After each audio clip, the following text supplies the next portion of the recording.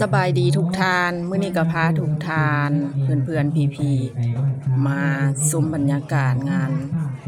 ใส่บาตรงานบุญเนาะที่ว่าได้เข้าแม่ใหญ่เพิ่นได้ลาโลกนี้ไปแล้วก็ตามฮีตของประเพณีลาวหลังจากสิ้นสุดพิธีอีหยังก็เพิ่นก็ได้มีการตั้งกองบุญแล้วก็ใส่บาตรเฮ็ดบุญหาผู้ที่เพิ่นได้ล่วงลับไปแล้วนั่นเนาะอันนี้ก็คือบรรยากาศในงานใส่บาตรมื้อนี้เนาะขอบใจงานก็ประมาณนี้มาเด้อมาเอาบุญน้ำกันเด้อขอให้บุญกุศลนี้ไปค้ำไปสู่ทุกทานเด้อทุกทานเข้ามาแล้วขอไปซอกหาเจ้าอยู่เลิฟ1 ไลค์1 คอมเมนต์เด้อแล้วเป็นกำลังใจขอให้บุญ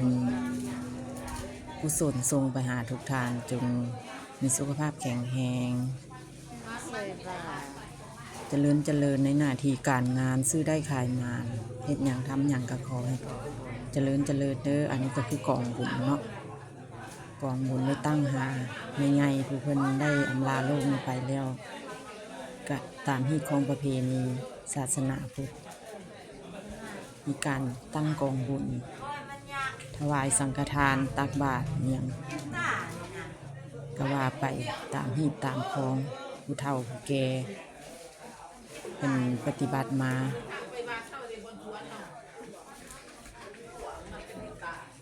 เอาบุญน้ำกันเด้อบรรยากาศ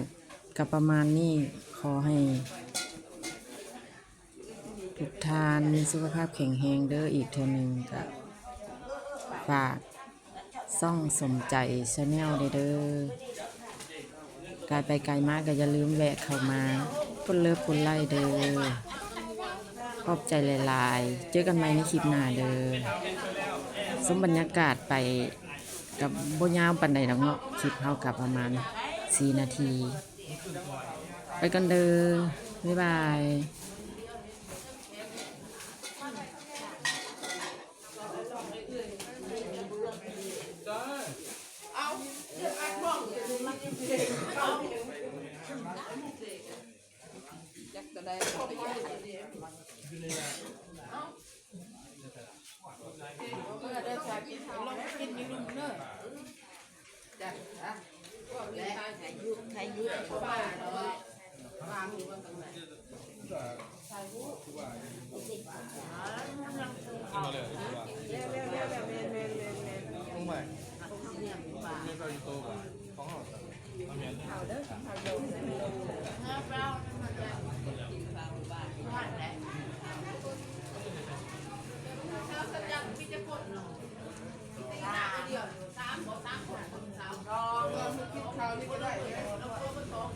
เหลือตังค์ไทยหูไม่ได้ประมาณที่นี่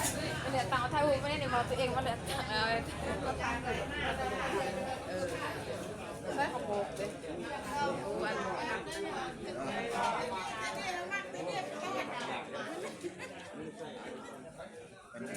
ไลฟ์สด